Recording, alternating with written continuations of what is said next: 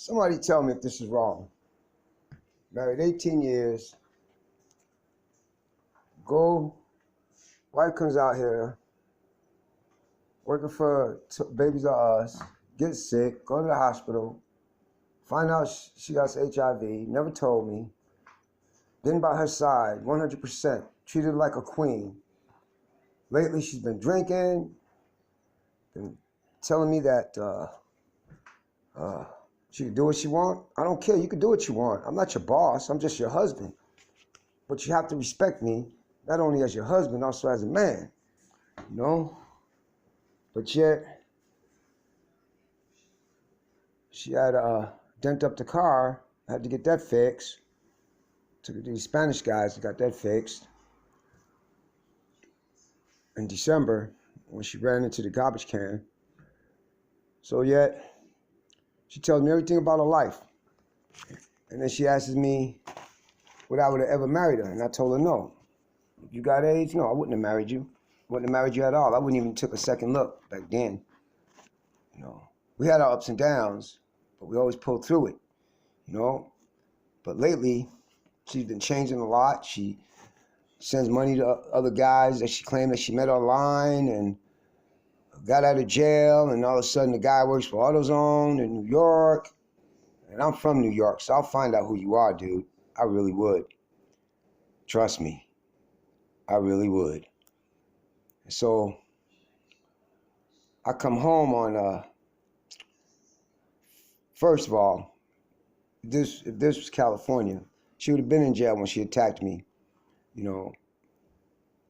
So she claimed that I hit her on May 7th. Never touched her. Don't got no fingernails whatsoever. To scratch no woman or nothing. You know, I keep gloves all in the house, emergency kits and everything.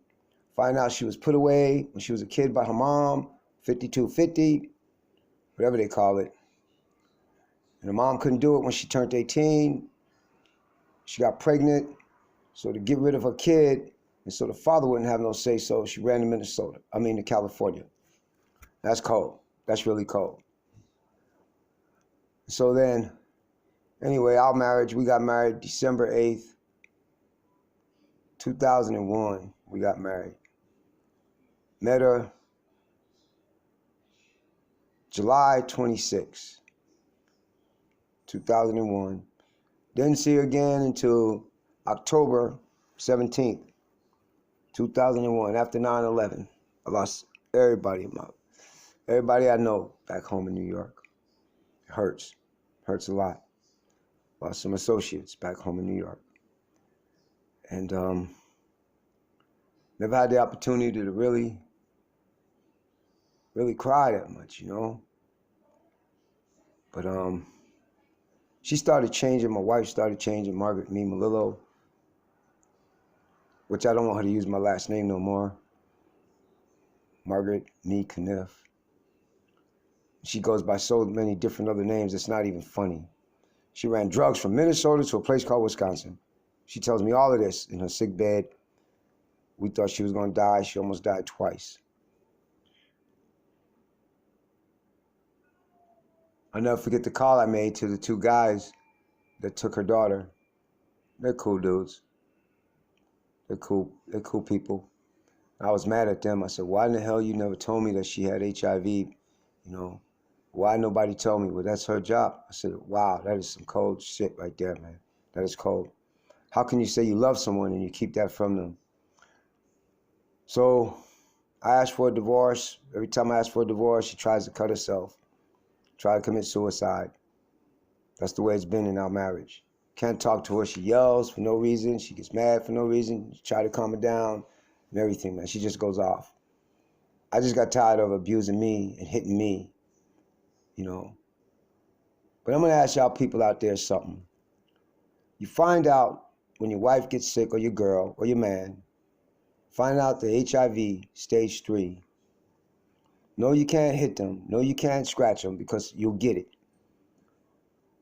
What common sense person would believe? No, let me rephrase that right there. Only an idiot would accept that you scratch that person when you know that person has AIDS. Only an idiot, a point blank idiot would accept that. Only an idiot that ain't got no intelligence whatsoever. An idiot. I would never hit a woman. I would never hit my wife, number one. Number two, not only would I never hit her, but since I know that she has AIDS, I would never put my hands on her wrong, under no condition. I wouldn't do it to no woman, with AIDS or without AIDS, under no condition, you know. But all she likes to do is just lie, lie, lie. That's all she do.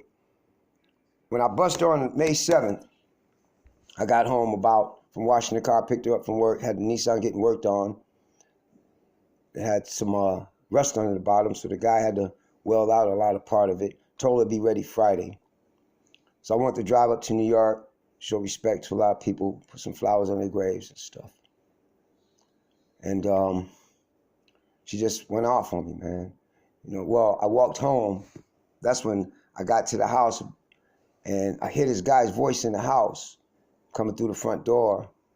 And I hear this guy's voice in the house. And it tripped me out, man. It really did. And so I'm going to show y'all my hallway. Y'all can see for yourselves, and y'all tell me if this makes sense to y'all. Okay? This is our hallway. All right? This is the house. Well, everything's gone now. I grabbed onto this like this because she tried to throw me down these stairs right here. She trying to throw me down them stairs. And this is the hallway. Now, you open that front door, you're going to hear the noise. Bandit was right here. Bandit was laying right here. That's Bandit right there. That's her cat right there, which she refused to take. I come in the door, Bandit's right here. Woo, woo, woo, woo, woo, woo, woo. I get over here, I hear a man's voice. She on her speaker. She on Skype with this dude.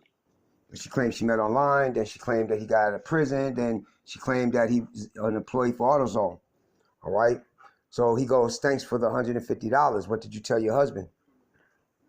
Oh, I just told that idiot I sent it to my daughter. That's what she says. I'm standing there listening to all of this. You know, what, you need more money? What you gonna tell him this time? Oh, I gotta buy supplies for AutoZone. That's all I'm gonna tell him. I gotta buy supplies for AutoZone. You know, gloves and Clorox wipes. I had him going out there before looking for them. And AutoZone said that they'll reimburse me. Oh, okay. So I'm listening to all of this. So the guy goes, what are you wearing? I'm wearing the black negligee the idiot bought me. You gotta excuse me because my throat still hurts when she tried to choke me out. That's what I'm wearing. Can I see? That's when I walked into the bedroom. She got this fucker on Skype, or whatever you call it. Damn, girl, look at that body. She butt naked in the middle of the bed. I go in the room. I said, what the hell is going on here? Oh, no, the voice is gone now. The voice is right here, baby. It's right here. So when she sits up and I see the phone. At first, it looked like Johan. That's what I thought it was at first, Johan. This guy I know named Johan. You know, because it looked just like, when I'm looking, who the fuck are you? Guy hangs up, you know, he hangs up quick. So I'm like, I'm out of here. I jump in the car. All of a sudden, I hear this thump. She comes, she's hitting me, she's punching me in the face, she's smacking me, she bit me on my arm and everything. Now, mind you, she has AIDS. And she don't care. Just like she told me several times, I want you to catch it and die like me. You know, you're crippled bastard, you're nigger, that's what she called me, the N-word, your burnt piece of chicken. That's all she calls me. All bad names that you could think of, she calls me that. All right? So I leave the house. You know, I leave the house. Take our car, which is our car, because both of our names is on the finance paper. Take our car, 2017 Chevy Sonic. And that's all she wanted was the car. Because she got busted. So let me get rid of this fucker now, because now I could get the car in my name and everything else. Get it in your name, I don't care. Now she got the car. But anyway, before I jump to that, she turns around, she hit me, now she's getting tired, she walks away, I get out the door. I slide my butt down the stairs. God, don't let my leg hit that door, please. Please. Didn't hit the door. Got out, boom. She's calling me and all of this and all of that. I'm like, look, you hurt me. You hurt me bad, bleeding on my neck, again, just like January 5th, 2020. You hurt me. You try to stab me. I'm not going to let you stab me again. That's not going to happen. I let it go the first time. It's not going to happen no more. It's not going to happen no more. You got to keep your hands to yourself. I'm not going to hit you. You got to keep your hands to yourself. Just leave me alone. That's what when she's calling me and I'm talking to her back. And then she calls me about, like 9 something. You didn't take your medicine. You need to come. I'm coming to get my medicine. That's all I want. So meanwhile, when I come back to the house, she's standing right here. Right here. She's standing right here. This wasn't there. She's standing right where the baby's, where the dog's bed is at. She's standing right here. Okay? And so then she's on the phone with someone. And so she takes my medicine and she dumps it out. I said, well, give me some Tylenol. She dumps that out too. All right? So I take off. I get back in the car, go northbound out of the driveway. Truck coming down, can't get out. Truck coming down, can't get out. Just when I get out, I see a black car, a dark car coming down the road going southbound. And all of a sudden, I seen it turn around while I pulled over to the side. I'm thinking it's a drunk. So when I got my blink on to pull back into the road, the lights go on me. Asked me, Miss Malou? I said, yes. What's going on? I told the cop, I'm tired of her hitting me. I'm fed up with her hitting me. And so then all of a sudden, she goes to her radio and she says, well, you gotta step out of the car. For what? For what? Well, your wife says she has a scratch on her. Not by me, she don't. I have no nails. You see, I never touched my wife. She hit me. She hit me. She hit me. I'm tired of her hitting me. All of this was her plan to turn around. They cuff me, take me to the hospital, cop pushing on my leg, tell him I got a bad leg, dude, and all of this and all of that. Cop goes in my pocket, takes my car keys out of my pocket. She's asking for them, giving her both car keys. I'm saying, no, that's marriageable property. That's marriageable property. That is marriageable property. The judge is the only one that could decide that right there. The sheriff became the judge and the jury. Gave my wallet, took my wallet, gave her my wallet. Now mind y'all, I took $200 out of the bank to pick the car up Friday. That $200 disappeared. Either the sheriff took it or the wife took it. But it was never in my wallet again. Somebody took my wallet. Then there was a sheriff. I couldn't get a good look at him because he hit me in the back of the head. Well, he hit me in my head while he pulled my hat off. You see, that's what they do to you when you're cuffed. They assault you because they ain't man enough. I'll fight a man. I will fight a man. But they're not man enough to hit you and assault you without cuffs on. You see? So while I'm at the hospital, about 9:30, quarter to 10, I think it was, I don't get released until 12:20 a.m. in the morning saying you're not being arrested. I get home, I call somebody to give me a ride, that Uber stuff, whatever you call it. Everything in the house gone. She took everything. She took everything. Not only did she take everything, she destroyed the phone in the house, she disconnected all the wires, she cut the wires. That's how dirty Minnesota women are.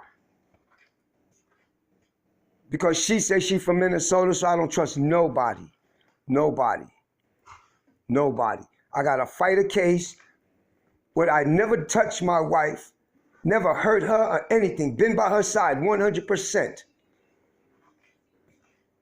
Always looked out for my wife. I went through hell and back for my wife, and she treats me like this. Then when she takes all the money, pays off all of her bills, left me $11.43 in the bank. Couldn't put gas in the car, couldn't feed her cat needed food, couldn't turn around and buy dog food, nothing, or food for myself. That's how cold women are. So let me tell you something, fellas. Don't have no joint accounts. Don't buy no car for no woman, because there ain't that much love in this damn world, because love is overrated. Love is overrated. Completely. And if you idiots go out and get married, make sure something's signed. What's mine is mine and yours is yours. Because love and all of that is nothing but a BS. I'm telling y'all now. I'm telling y'all now. There ain't no such thing as love. It's just a word. Don't mean a damn thing. I've been there for her when she almost died. And all she does is treated me like shit. But yet to other people that she talked to from Bloomingdale's, from Toys R Us, Babies R Us, I'm good. Best husband she ever had. Then, by the way, when I find out all of this other stuff about my wife, she's originally from Minnesota. She was a prostitute. She ran drugs from Minnesota to a place called Wisconsin for her ex. This is everything she's telling me. And as I read this restraining order that she put on me, I'm like, damn, why does these words look the same? Oh my God, I remember in California when she put the restraining orders out on the two guys out there. Oh my God. And she got so many names. So many names. And I told her when I met her, I don't drink, I don't mess with drugs, and I don't like to be around people that do. I don't drink and I don't mess with drugs. I've been through hell and back in my life. And I don't need no drugs and I don't need no alcohol. But she started drinking, she started messing with weed again. All of the old symptoms is coming right back. Started trying to kill herself again. And how can you do something when it's your wife that you love so dearly and she betrayed you for many years without telling you out of her mouth that she has HIV? Now, if that was a man, he'd be in prison for the rest of his life. But a woman, that's cold. Nothing happens to them. Nothing whatsoever. And us men need to get together and start fighting this shit. Because women is the coldest creature on the face of the earth. A woman is the coldest creature on the face of this earth. And that's no lie. That is no lie. A woman could say anything, the courts believe them. They don't weigh nothing out or anything because they are even stupid and ignorant. They could sit up on the bench, them judges could be up on the bench, they ain't got a goddamn clue about society. Because their minds are closed. And so are those jury members. But I ask y'all, what should I have done? I try to leave her. Every time I try to get a divorce or leave her, she cuts herself. She'll commit suicide. These are gloves. These are gloves. See, gloves. I got gloves all over the house and emergency kits all over the house in both cars because she likes to commit suicide. She likes to cut herself. Her mother put her away when she was a kid. See, here's more gloves. Her mother put her away when she was a kid. She couldn't do it no more when she turned 18. Her mother was racist. Her mother didn't like the black guy she got pregnant by, so he kicked her butt out the house. And then she decided, to hell with him, you know, I'm gonna go to California, have a baby, and get the baby up. That's cold. That's cold. But not one thing was ever asked when she filed this fake, phony report. What other name do you go by? And I bet you $100. She said, oh no, that's my name. But it isn't. Because she goes by so many different names. She had a little sex thing on the internet called Lady 99, C something 99. And I told her, you don't need to do all of that stuff. You don't need no alcohol, you need no drugs with me because I don't mess with it and I don't like it. You gotta stop it. And she stopped. But all of a sudden, out here in Minnesota, she just started everything back up. That's all she did, started everything back up. So y'all watch out. Y'all watch out. And by the way, this is called freedom of speech, my First Amendment right. I got a right to say what I want to say. If nobody like it, that's your business. But in the state of Minnesota, I looked up the law, and the law says disclosure. Anyone with HIV, STD, any disease have to disclose it. There's no ifs and no buts. They have to disclose it to their employment, to their partners, and everything. They have to disclose that. She knowingly tried to infect me when her hands were bleeding and she's punching me in my face. I wouldn't hit her back. She smacked me and everything. So I still got the t-shirt where the blood is on. That's for the courts when I go to the hearing on the 26th in Minnesota, in Faribault, Minnesota. That's for the courts, you see. But you see, I noticed though, if a man does that, and I was reading a case out here in Minnesota when a man did that to several women, never disclosed to them that he had HIV. And he was sentenced to 25 years to life. Then it was dropped down to 3 to 8 years. Plus he had to register as a sex offender. And he got so many years, I think, on probation or parole or whatever. That same thing should happen to my ex-wife. That's going to be my ex-wife, because I'm divorcing her now. That's the same thing that's going to happen to my wife, Margaret Melillo. The same thing. The same thing should be happening to her. Because she's a woman, does not give her the right to not disclose to me that she had AIDS and she want to infect me. While she's hitting me, she's yelling at me and screaming at me, I want you to get AIDS, you bastard, just like me. I want you to die like me. You MF this, you N this, you burnt piece of chicken this, you crippled bastard. I want you to get AIDS like me. I have never hit my wife. Never. I respected her. I loved her. I adored her. I admired my wife. I have never hurt my wife. Never. Never. Never. And all the people she claimed that she's bringing as witnesses, I don't know these people. I don't know none of these people. There was one person that I thought I knew. Matter of fact, didn't even know. They was just our neighbors. That was it. And she used to go over there and drink wine with Sue all the time. Didn't know her at all. She was from Chicago. But I'm like, nah, you can't be from Chicago, because women in Chicago and New York don't treat no man like that. They show their man respect. Total respect. They want to talk. They want to talk. They don't yell. They don't try to kill them and all that stuff. Okay? So that's a bunch of bull. All right? But when she found out I was talking to her ex-husband, she don't like me.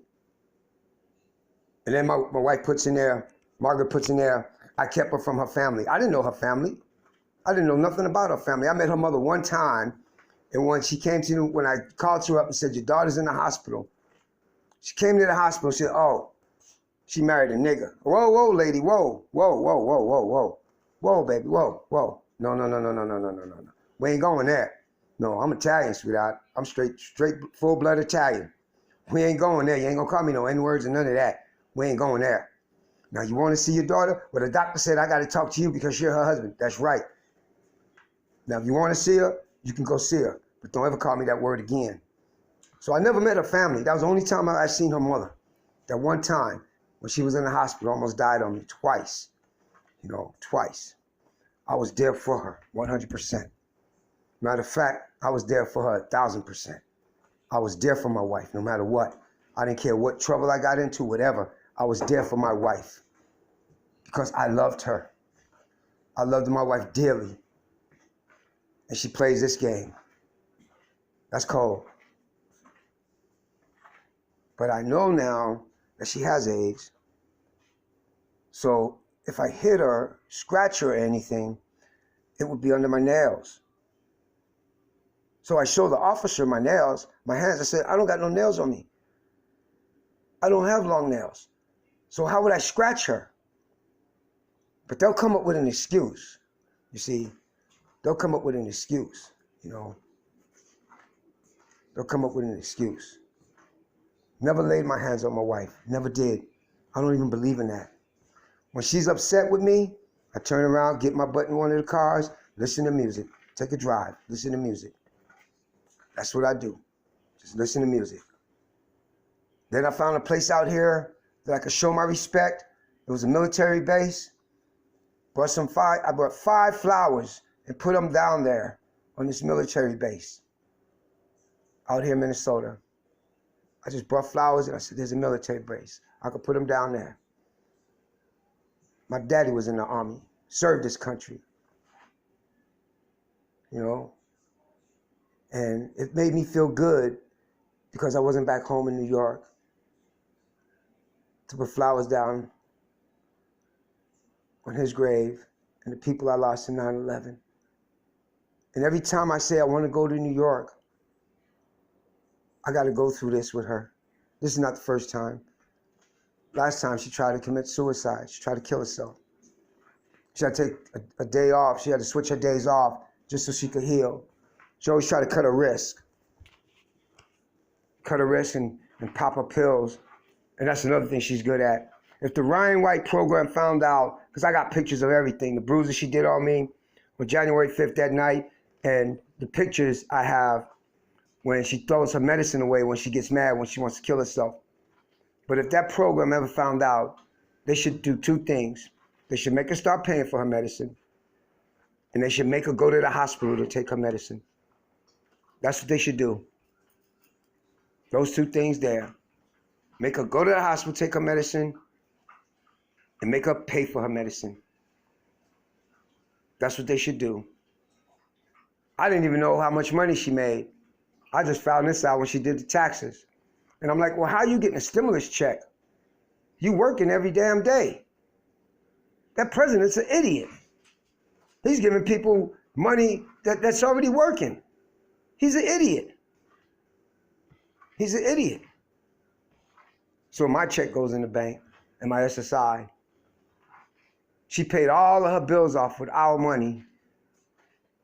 She let me buy a grill, but I had to take the grill back because she took all the money out of the account, switched herself to another account, left me $11.43, took the grill back to get money to Menards so I can get food, something to eat, gas in the car, and get her cat food, which is her cat, Lulu's her cat, and I had to get Bandit some food because they had no food. And this is what she left me. This is the refrigerator, what she left me. Y'all see that?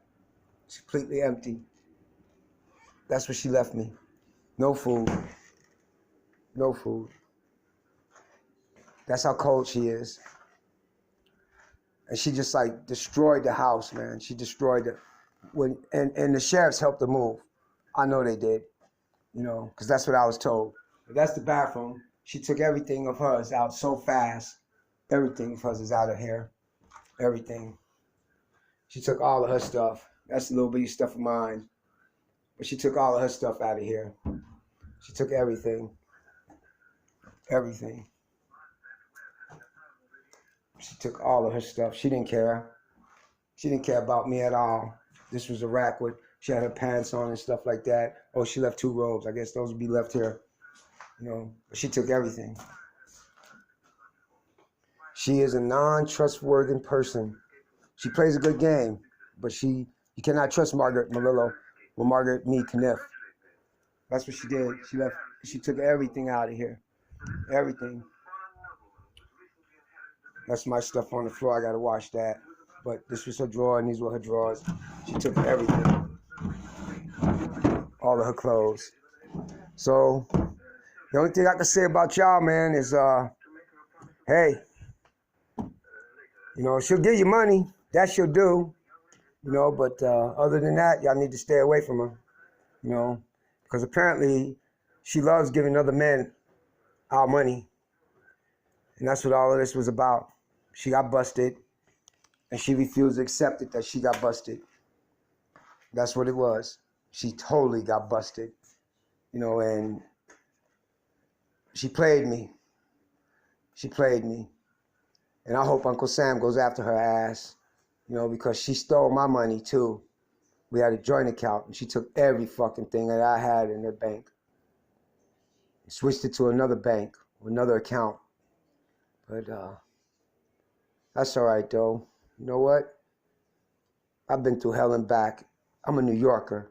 And one thing about us New Yorkers, we're survivors. You see, that's the best thing about us New Yorkers, man. You could talk shit about us New Yorkers. You could talk about New York. I don't give a fuck. Us New Yorkers are survivors.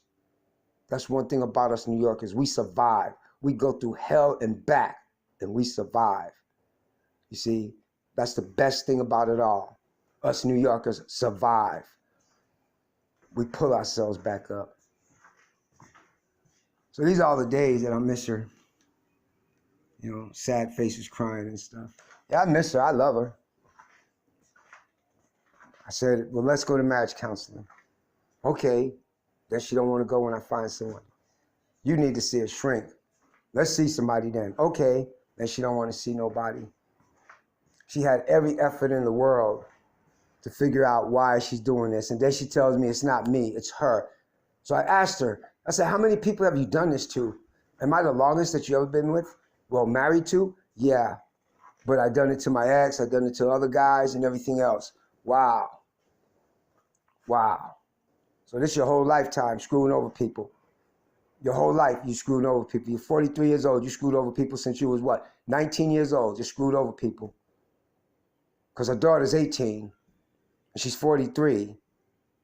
So you've been screwing over, or 42. So you've been screwing over. She was born 3/1/77. So she's 42. Because she just passed her birthday, 42. She's 43. So you've been screwing over people all your damn life, guys. Because that's what you love to do. And the funny thing is, when she put in there that I abused her for 18 years, I've never hit my wife. She told me her ex beat her down like a dog. Her ex broke her. That's what she always tells me. Her ex broke her. How you going to say a man broke you? You are not an animal. You are not a horse. You break a horse. You don't break a human being. But the problem, though, that society has is these women and these secret society women come up with this bull and the courts go for it, you know. And I tell her, you want equal rights? Take the trash out.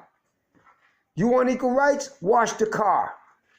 She has never washed a car since we've been married. Never cleaned a car.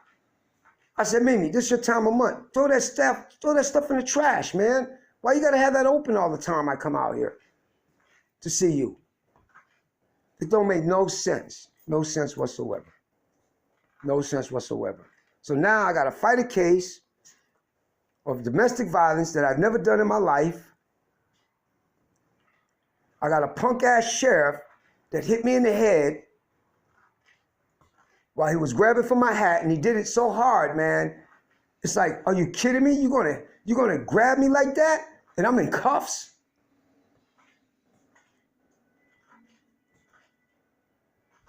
It's amazing how society just lost it, man. It's amazing. And in God's name, I know she has AIDS. So why would I ever hit her? Use your common sense, people. Why, if you find out your wife has AIDS, would you hit your wife? Because I wouldn't. Because I don't want a chance on getting no AIDS. But when she kicked my butt on January 5th that night, and then again on the 7th, and yelling at me, she wants me to get AIDS, and she wants me to die, and all of that, she went crazy. But nobody listens to me. Nobody checked her background to see if she was put in a mental institution out here in Minnesota, because she was. Nobody checks that out. They just go by what she say. Oh, you're a woman, so we're going to believe anything you say. That's cold. That's cold. That's cold. And I knew the finest cops in the world, man. New York's finest that we lost 9/11. Those were cops. Okay? Those black and whites were cops. Because, you see, they played the game fair. You see, those were cops. You had some dirty, but But the ones I knew, they were cops. Because they didn't disrespect you or nothing like that. They listen to both sides. They don't listen to one. You see? They listen to both sides. They don't listen to one side. You see? So I'm bringing a report that the Black and Whites did when I went to the hospital at Health Partners. I got the pictures when she assaulted me and stuff. You know, and I never forget what that cop told me. Too bad your wife ain't over here. I don't know where she's at, man. I don't know where she's at. I don't want to know where she's at. Because if she was in that jurisdiction with a Black and Whites patrol instead of these punk sheriff, she would have got locked up. That cop, oh, she would be in jail right now. She would be in jail because they know the law. That's the funny thing. They know the law. They don't play with you like that. I can respect them on that. And I respect those two officers that did the report. And they even said, they sent the report to the sheriffs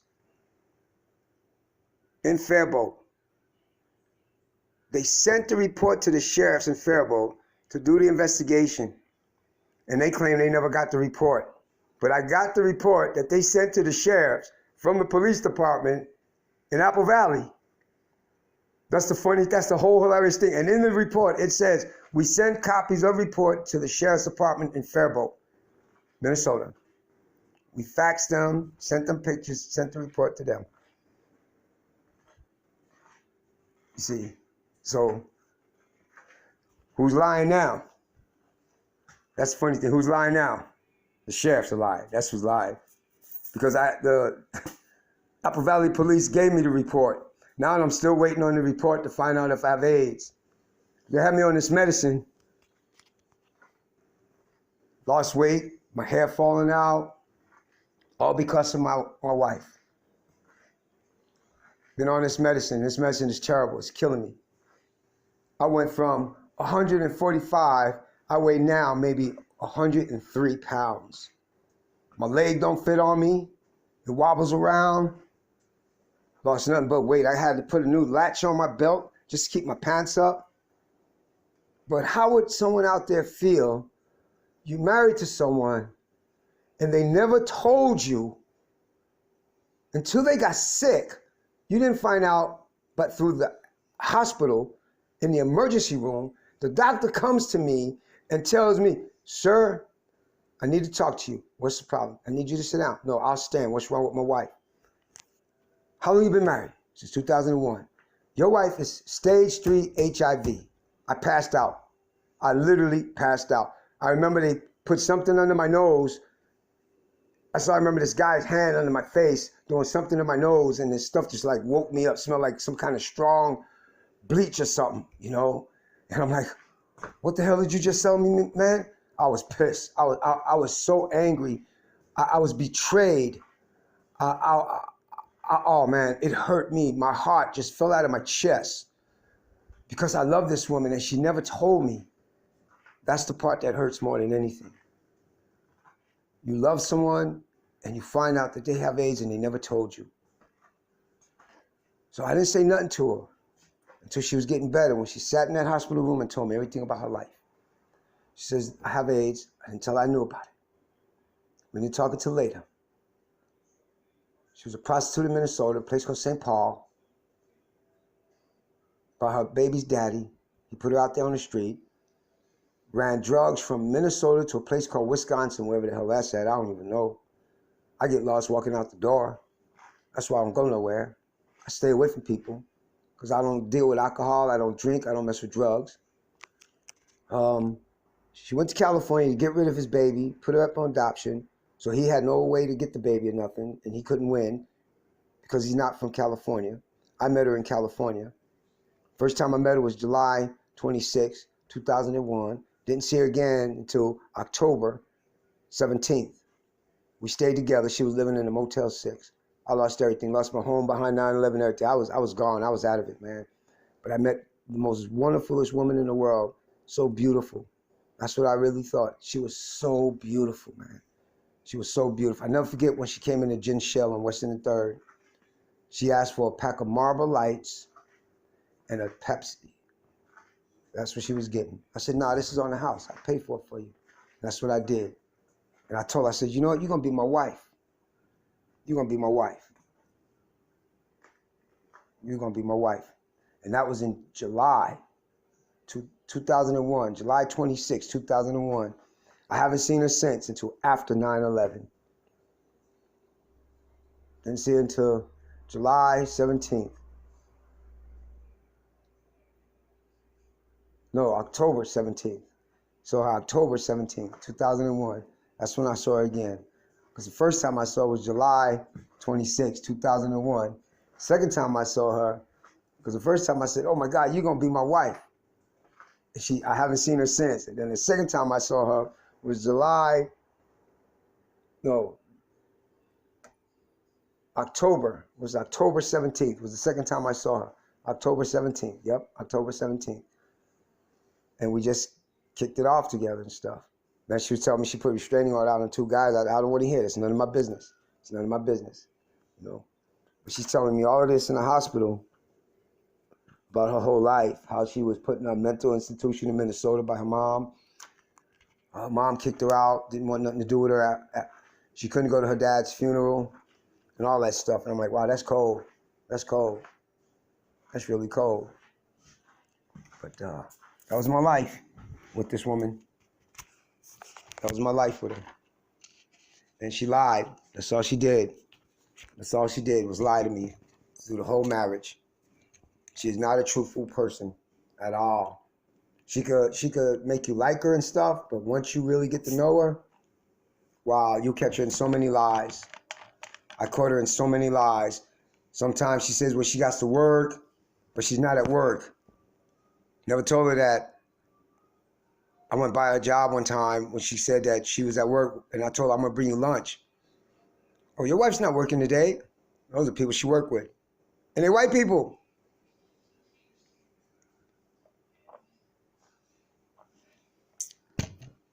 Oh, maybe she's at another store, you know. And all these people that's going to lie for her, that claim that I called AutoZone and said that she had AIDS, that's a bunch of bullshit. Never called nobody. Never called nobody. Control money? Our money went on bills. All on bills. Her bills. Credit cards I never knew she had. $5,000 credit card, a $3,000 credit card, a $2,500 credit card, a $1,500 credit card. Credit cards I never knew that she had. That's where all of our money went. On bills for her. Yeah. Well, like I said, I tell all you fellas, man, we all need to get together, get a group, and start fighting back against these women. Because that's the dangerousest species on the face of this earth. The dangerous species on the face of this earth. A woman could look in your face and lie. And also stab you in your back and in your chest. With no hesitation of blinking an eye. No hesitation whatsoever. So, I got to deal with all of this bullshit behind lies. Because she tried to get out of this. What's the best way not for her to go to jail in the laws of Minnesota? You see, and that's the funny thing. In California, the laws are different. Okay? You knowingly, you know that you are infected and you try to cut someone or bite someone, your ass goes to prison.